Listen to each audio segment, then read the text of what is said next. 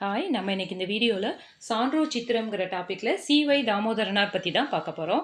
இது வந்துட்டு part 3 video. இதுக்கு முன்னாடி 2 வீடியோஸ் குடுத்துருக்கேன். அத நீங்க பார்க்கலன்னா என்னோட சேனல் பிளேலிஸ்ட்ல இருக்கு. செக் பண்ணி பாருங்க. சி.வை. தாமோதரனார் இவரோட ஊர் வந்துட்டு இலங்கையில இருக்க யாழ்ப்பாணம். இவரோட காலம் 1832லேருந்து 1901 வரைக்கும் இவரோட காலம். இவர் இலங்கையிலேருந்து தமிழகம் வராரு. தமிழகம் வந்து அவரோட 20வது வயதுல நீதிநெறி விளக்கம் அப்படிங்கிற நூல பதிப்பிச்சு வெளியிடுறாரு. அதன் மூலமா அறிஞர்கள் பலராலயும் கவனிக்கப்படுறாரு. அதுக்கப்புறம் இவர் 1868ல தொல்காப்பியர் சொல்லதிகாரத்திற்கு வந்துட்டு சேனாவராயர் உரையும், கலித்தொகை, இறையனார் அகப்பொருள், வீரசோழியம் போன்ற நூல்கள பதிப்பிச்சு ரொம்ப சிறப்படைறாரு. அதனால தான் இவர் வந்துட்டு தமிழ் பதிப்புலகின் தலைமகன் அப்படின்னு அழைக்கப்படுறாரு. இப்ப நம்ம பார்த்தது இவர் பதிப்பிச்ச நூல்கள்.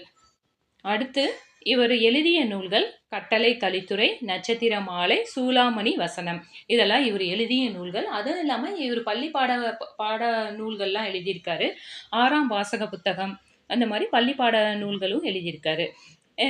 இவரோட தமிழ் பணிய பார்த்துட்டு பெர்ஷிவல் வாதிரியார் அவர் நடத்திட்டு இருந்த தினவர்த்தனமானி அப்படிங்கிற இதழுக்கு இவர் ஆசிரியரா ஆக்குனாரு. அந்த அளவுக்கு இவரோட பணி வந்து சிறப்பா இருந்திருக்கு. அதே மாரி இவரு கவர்மெண்ட்டால சென்னை மாநில கல்லூரிக்கு தமிழ் பண்டிதரா நியமிக்கப்படுறாரு. இவரு பிஎல் தேர்வுல தேர்ச்சி பெற்று கும்பகோணத்துல வழக்கறிஞரா பணியாற்றிட்டு இருக்காரு. அப்புறம் 1884ல புதுக்கோட்டையில வந்துட்டு உயர்நீதிமன்ற நீதிபதியா நியமிக்கப்படுறாரு. எந்த ஒரு வேலைய செஞ்சாலுமே அத சிறப்பா செய்யக்கூடிய வழக்கம் கொண்டவரா இருக்காரு. சி.வை. தாமோதரனார். இவர பத்தி பார்த்தீங்கன்னா, இவருக்கு ஒரு ஒரு 8 பாயிண்ட்ஸ் தான். நீங்க பாயிண்ட்ஸ் வச்சு படிச்சுக்கோங்க.